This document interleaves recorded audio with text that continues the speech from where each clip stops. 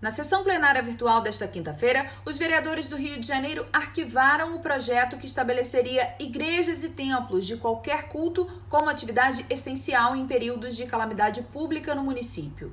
O parlamento também manteve o veto parcial da prefeitura ao projeto que desvincula as receitas do executivo no exercício de 2020. Em segunda discussão, a Câmara aprovou o projeto emendado que veda despesas com publicidade institucional da administração pública enquanto perdurar a pandemia de coronavírus. Em segunda discussão também foi aprovado ainda o projeto emendado que altera os padrões urbanísticos da região limítrofe a Rio das Pedras com finalidade de implementação de programa habitacional de interesse social. A 25ª sessão extraordinária da Câmara de Vereadores do Rio de Janeiro, realizada por meio de plenário virtual, teve início com 20 presentes. Antes do cumprimento da ordem do dia, a vereadora Rosa Fernandes, aniversariante desta quinta-feira, solicitou à presidência que a audiência pública com a Secretaria de Fazenda, marcada para a próxima sexta, fosse cancelada. Eu recebi agora a mensagem da Secretaria de Fazenda da impossibilidade de participar amanhã da audiência pública também no horário das 15 horas. Eles estão enfrentando alguns problemas, parece que o subsecretário pediu exoneração, quem ficaria responsável por essa audiência também não está querendo mais fazer parte do grupo, da secretaria, enfim, eu não quero entrar em detalhes, mas eles não se sentem em condições de participar da audiência amanhã, em respeito à secretária, que é uma pessoa que tem desempenhado bem o seu papel. Eu decidi, junto com a comissão, então, suspender de amanhã até que a Secretaria de Fazenda tenha condições de fazer a sua apresentação. O presidente Jorge Filipe deu início aos trabalhos respeitando 1 minuto de silêncio em virtude da morte do ex-vereador Jorginho da SOS, da mãe do vereador Jorge Manaia e de todas as demais vítimas de coronavírus no município. Na sequência, anunciou o recurso interposto por Eliseu Kessler contra o parecer de inconstitucionalidade ao projeto que estabelece igrejas e templos de qualquer culto como atividade essencial durante a pandemia na cidade do Rio. O projeto foi arquivado. O vereador Rafael Aloysio Freitas sugeriu que as atividades parlamentares não sejam interrompidas no recesso do mês de julho. Jorge Filipe determinou que sejam realizadas 2 sessões por semana, presencial ou virtualmente, a depender de como estará a situação de isolamento na época. Ontem eu coloquei um pelon falando do recesso de julho, para que nós possamos fazer pelo menos 2 sessões por semana ao longo do mês de julho. E o senhor falou que se tivesse maioria absoluta, talvez a própria mesa definisse dessa forma. Então, só para saber como é que vai ser dada essa movimentação. Nós vamos interpretar esse apoiamento, senhores vereadores, da maioria absoluta favorável e vamos proceder à autoconvocação no mês de julho. Então, nós não vamos ter recesso no mês de julho. Os vereadores debateram e mantiveram o veto parcial da Prefeitura ao projeto que desvincula as receitas do Executivo no exercício de 2020. Enquanto o Dr. Jairinho defendeu os acertos do governo municipal, Tarcísio Mota, Tereza Berger e Átila Nunes demonstraram preocupação com a transparência no uso dos recursos públicos. Esse projeto de desvinculação, ratificando aqui todas as conversas que foram feitas anteriores, eu sou contra feitura de praça, novas praças, que não seja de manutenção da cidade. Mas eu acho que esse projeto em tela seria para dar mais flexibilidade ao governo de tratar de todas as questões, de assistência, de saúde, de salário, de conservação. E eu acho que esse projeto teria o caráter dele era mais amplo. Em segunda discussão, os vereadores aprovaram um projeto emendado que veda a realização de despesas com publicidade ou propaganda institucional da administração pública, direta e indireta, enquanto perdurar a pandemia. Fizemos essa emenda com esse objetivo de aperfeiçoar o projeto para que a gente possa aprovar o projeto, dando mais transparência para que a publicidade seja gasta apenas no combate ao Covid ou também para projetos, divulgação de iniciativas da Prefeitura que vão trazer aumento de receitas para a cidade do Rio de Janeiro. O projeto apresentado, ele, com as emendas, ele toma um novo curso, e é importante nós compreendermos que, se a gente breca a divulgação, a publicidade de tudo aquilo que não é relacionado ao coronavírus, nesse momento a gente está, na verdade, prestando um grande serviço à cidade. Quero, então, parabenizar o vereador Júnior da Lucinha. Então, esse é um projeto, de fato, muito importante. Em segunda discussão, a Câmara aprovou ainda o projeto emendado que altera os padrões urbanísticos da região limítrofe a Rio das Pedras, com a finalidade de implementação de programa habitacional de interesse social, que segue a redação final. O governo cria um sistema de classificação para tentar flexibilizar o isolamento social. O anúncio foi feito pelo secretário estadual de Desenvolvimento Econômico, Lucas Tristão. Na tentativa de flexibilizar a economia, foi criado o Pacto Social pela Saúde e pela Economia do Estado. Nosso trabalho sempre em conjunto com as autoridades sanitárias, observando as orientações das autoridades sanitárias e da Secretaria de Saúde, para podermos entregar um mínimo de previsibilidade, tanto aos cidadãos quanto ao mercado de uma maneira geral. Destaque para um sistema de classificação em 3 bandeiras que estabelece critérios para a retomada futura e gradual das atividades econômicas. A bandeira vermelha sinaliza a quarentena, que é quando a taxa de ocupação dos leitos é superior a 90%. Esse é o cenário atual do Estado. A bandeira amarela está relacionada à taxa de ocupação dos leitos entre 70% e 90%. Já a bandeira verde é quando a ocupação estiver abaixo de 70%. A mudança para a bandeira amarela implica que circulação e aglomerações devem ser evitadas. Locais públicos de lazer e turismo também. Uso obrigatório de máscaras. Restaurantes podem funcionar com 50% da capacidade e 2 metros de distância entre as mesas. Aulas, eventos, feiras e shows e comércio ambulante permanecem suspensos. Já shoppings, atividades desportivas e academias podem abrir com limitações de espaço e protocolos de higiene. Já a bandeira verde prevê a normalização, mas com algumas restrições. Aglomerações devem ser evitadas. Locais públicos de lazer e turismo podem ser utilizados. Uso recomendado de máscaras. Restaurantes podem funcionar sem limitações, mas mantidas boas práticas de higiene. Aulas e todos os setores podem retomar suas atividades, respeitados os protocolos de higiene e a reorganização dos espaços de trabalho. Em relação ao transporte público, não há restrições. O governo sabe do seu papel e coloca isso no plano, mas ao mesmo tempo chama a sociedade para um pacto na medida em que os novos casos de Covid, ou seja, o comportamento da pandemia dentro da sociedade, depende do comportamento dela mesma. Além da gente ter espaço no sistema de saúde, a gente precisa que a curva esteja embicada para baixo. Por quê? As experiências mostraram que toda vez que houve flexibilização, a pandemia avançou. Então a gente precisa ter a curva para baixo, um certo espaço para manobra para a gente adequar o comportamento. O Sindicato das Empresas de Informática do Rio de Janeiro fez 2 levantamentos para comparar dados e medir o tamanho da crise no setor. O que mais chamou a atenção foi a decisão das empresas de valorizar os funcionários durante a pandemia. Apenas 11% demitiram ou anteciparam férias.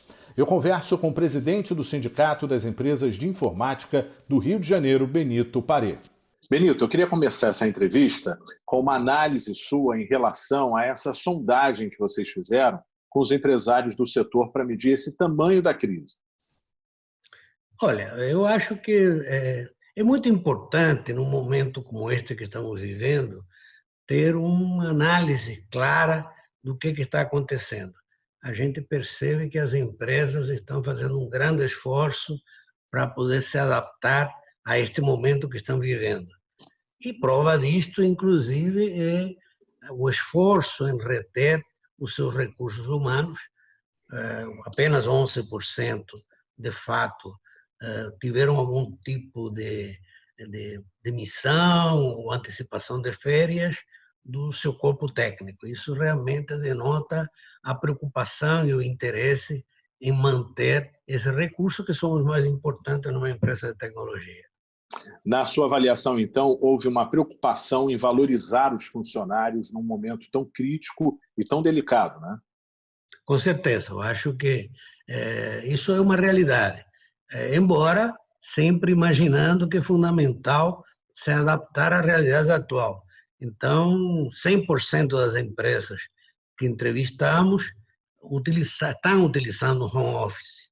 Com dificuldade, porque a internet não ajuda muito, muita gente tem internet que não é adequada, mas isso é uma questão de tempo. Inclusive, se adaptar metodologicamente a poder ter um acompanhamento de banco de horas, de ter um acompanhamento de horários, enfim, há uma série de questões que precisam ser, digamos assim, afinadas para que essa sistemática se mantenha como uma realidade até para o futuro. Quais são as dificuldades listadas pelos empresários do setor? Olha, eu acho que as maiores dificuldades que estão acontecendo, eu citaria duas, que são as mais importantes. A primeira é que eles estão tendo dificuldades com a sua carteira de clientes, porque nós notamos, inclusive, que houve um aumento de inadimplência da primeira pesquisa para a segunda, em que na primeira declaravam 46% das empresas que estavam tendo algum nível de inadimplência de seus clientes, e na segunda isso passou para 58%. Ou seja, praticamente teve mais de 20% de aumento da carteira com inadimplência. O Museu Villa-Lobos lança sua página no Google Arte e Cultura domingo, dia 24 de maio. Eu converso com o historiador Pedro Belchior sobre o lançamento de uma exposição virtual. Pedro, desde já eu agradeço a participação aqui com a gente. Eu gostaria de começar perguntando o que o público vai poder conferir nessa exposição virtual. Eu que agradeço, Ingrid, o convite da TV Câmara. E vai ser uma oportunidade muito especial em que o Museu Villa-Lobos vai estrear sua página no Google Arts and Culture. O público vai poder conferir aí uma seleção de 50 fotografias do nosso acervo, né, que mostram aí cenas valiosas do cotidiano, das viagens do maestro e compositor Heitor Villa-Lobos pelo mundo. Então, vão poder seguir um pouco aí da história, da trajetória do compositor, que é considerado por muitos um dos maiores compositores da história da nossa música, e especialmente vai poder conferir a primeira exposição virtual organizada pelo Museu Villa-Lobos, que é muito especial, né, em tempos de pandemia. A gente vai contar os 80 anos de história do disco Native Brazilian Music, que curiosamente foi gravado no convés de um navio norte-americano em plena Praça Mauá, numa noite de 1940. Esse disco reuniu a nata da música brasileira, né? Nesse navio estavam o Pixinguinha, o Donga, o João da Baiana, o Cartola, que na época era um jovem, tinha mais ou menos uns 33 anos de idade, e há quem diga que esse disco traz a primeira gravação da voz dele. Então, assim, é um tesouro da música popular brasileira, da música popular feita no Brasil, mas especialmente da música daqui do Rio de Janeiro, que o Museu Villa-Lobos vai apresentar ao público. Qual a importância, Pedro, do disco para a cultura brasileira, na sua opinião? Olha, o disco tem uma importância fundamental no sentido de registrar expressões musicais brasileiras que são consideradas tradicionais e que têm um valor muito grande para a nossa identidade cultural brasileira. Só para dar um exemplo aqui de alguns gêneros musicais que estão contemplados ali, tem embolada, tem coco, que são dois gêneros nordestinos, tem muito samba, tem música de macumba, tem músicas das mais variadas tipologias, todas relacionadas a esse valioso tesouro da nossa música popular. E até música indígena também. Então, assim, é um registro histórico de grandes compositores e de grandes intérpretes ali nos anos 40, reunidos e gravando o que havia de melhor na nossa tradição musical. Agora, fala para a gente, na sua opinião, qual a importância do lançamento dessa exposição virtual em meio à pandemia, né? Esse problema que a população toda está passando em meio ao isolamento social. Olha, Ingrid, nesse momento em que a gente tem que ficar em casa até para obedecer, né, as normas de saúde, é fundamental, né? Acho que essa exposição é uma forma do Museu Villa-Lobos se comunicar mais com o público, né? Os museus estão tendo que se reinventar. Eles estão fechados, o Museu Villa-Lobos está fechado, os museus do Rio estão todos fechados. E essa oportunidade de se comunicar com o público pela internet é fundamental. Então, e não por acaso é a nossa estreia, né? O Museu Villa-Lobos com a sua primeira exposição virtual, brindando aí o público com um pouco da história da música brasileira. Até quando os interessados nessa exposição vão poder fazer essa visita online e pós-pandemia, no momento pós-pandemia, eles vão poder fazer conferir essa exposição no espaço físico?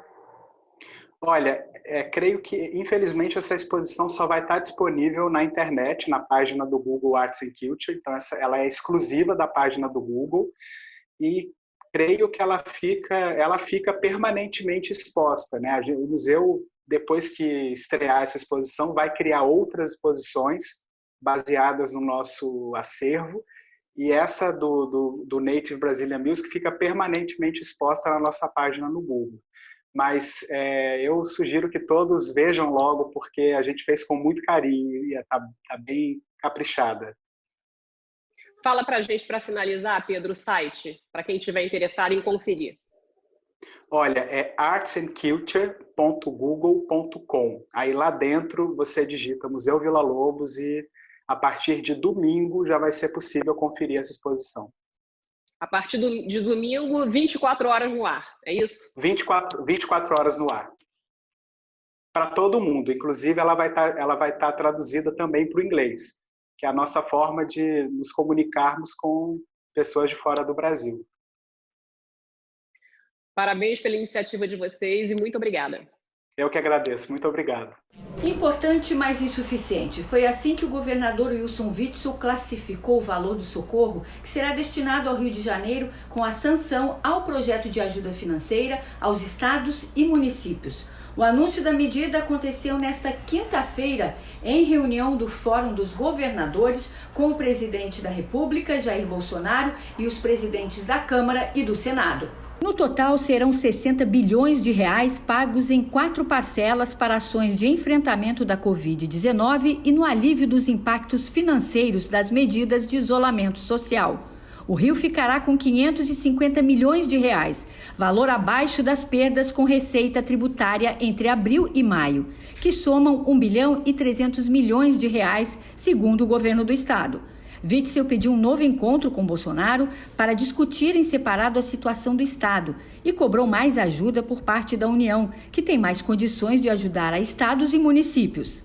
Em relação ao Rio de Janeiro, eu pedi no chat da reunião que fosse feita uma nova reunião com o Rio de Janeiro especificamente, porque aqui as perdas que nós tivemos nos meses de abril e de maio já somam 1 bilhão e 300 milhões.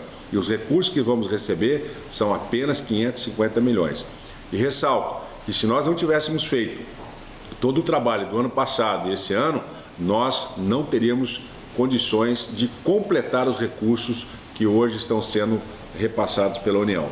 É um esforço muito grande de todos nós e que daqui para frente será ainda mais difícil. E nós precisamos contar com o apoio do governo federal, que é quem tem condições de socorrer os estados, como ficou claramente demonstrado na sanção desse projeto. Em tempos de pandemia do coronavírus, gestos de afeto ficaram restritos ao mundo virtual. Mas no Dia do Abraço, muita gente terá que se reinventar para demonstrar que esse gesto pode e deve ser lembrado com carinho. Sobre isso, eu converso com o presidente da Sociedade Brasileira de Inteligência Emocional, Rodrigo Fonseca. Eu quero já agradecer pela sua entrevista e a minha primeira pergunta é: como surgiu o Dia do Abraço? Como surgiu essa data? Olá, Luciano. Olá a todos. Estamos acompanhando aqui em algum momento da história da humanidade. Primeiro, é um prazer poder compartilhar meus 22 anos lidando com emoções, lidando com pessoas abraçando, né? Um dos principais ensinamentos que eu tenho dado na minha vida é as pessoas abraçarem. Eu falo que a gente não aprendeu abraçar, né? No máximo a gente dá aquele abraço relâmpago e solta, né? Então, para mim é muito importante estar aqui falando de abraço. Mas o Dia de Abraço, falando agora, respondendo a sua pergunta, o Dia do Abraço, ele é comemorado dia 22 de maio, desde lá de 2004, se eu não me engano, onde um australiano meio louco, né, considerado meio louco nessa sociedade que não foi treinada, educada para abraçar, para demonstrar afeto, ele sai com um cartaz dizendo free hugs, ou abraços gratuitos, né, de graça, e começa a abraçar todos lá no centro da Austrália, lá, E aí isso surge, começa a se movimentar aí em torno disso, o Dia do Abraço. Depois dele, surgiu várias pessoas pelo mundo inteiro produzindo essa mesma atitude, aqui no Brasil mesmo, em São Paulo, onde eu estou, no Rio, onde vocês estão também, tiveram várias atitudes como essa. Então, graças a uma pessoa que saiu fora da caixa, que descobriu o poder que um abraço tem de mudar a vida de alguém, um dia de alguém, isso começou a ser comemorado desde então. Então, espero que esse dia se prolongue, não todos os anos, mas que ele se prolongue por todos os dias, especialmente agora, onde estamos à quarentena com quem nós amamos. Como será comemorada essa data em tempos de distanciamento social, em tempos que está todo mundo com muito medo, né? Hoje nós, mais do que nunca, esse campo foi escancarado para nós humanos, que o celular ou a tecnologia apenas ela não nos supre, né? Ela não é suficiente, nós precisamos do toque, do contato físico, do abraço, do beijo, do olhar olho no olho. Sim, claro que com esse momento nós só temos a tecnologia, então nós precisamos usá-la o máximo que nós podemos, de acessar o máximo de sentidos que nós podemos, né? Ou seja, não só uma ligação, mas uma ligação com vídeo, né? Onde eu tenho um estímulo auditivo, onde eu tenho um estímulo visual, eu consigo ver minha mãe, que eu não posso tocar pela idade, por exemplo, para quem tem já pais idosos, ou pessoas que eu amo. Além de escutar, eu consigo também ver. Daqui a pouco a tecnologia já criou né, luvas ou formas da gente sentir, ter o estímulo tátil, né? Que isso vai ajudar também, mas isso jamais, isso nós estamos provando agora nessa quarentena, que isso não substitui o olho no olho, a troca de energia próximo, né? Um do lado do outro.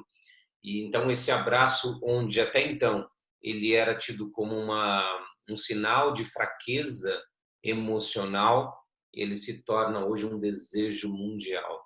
Seres humanos em todos os lugares do planeta rezam para que tudo isso acabe o mais rápido possível, para que eles possam abraçar, inclusive, aquele que eles não gostavam tanto. Então, é um grande ensinamento para nós.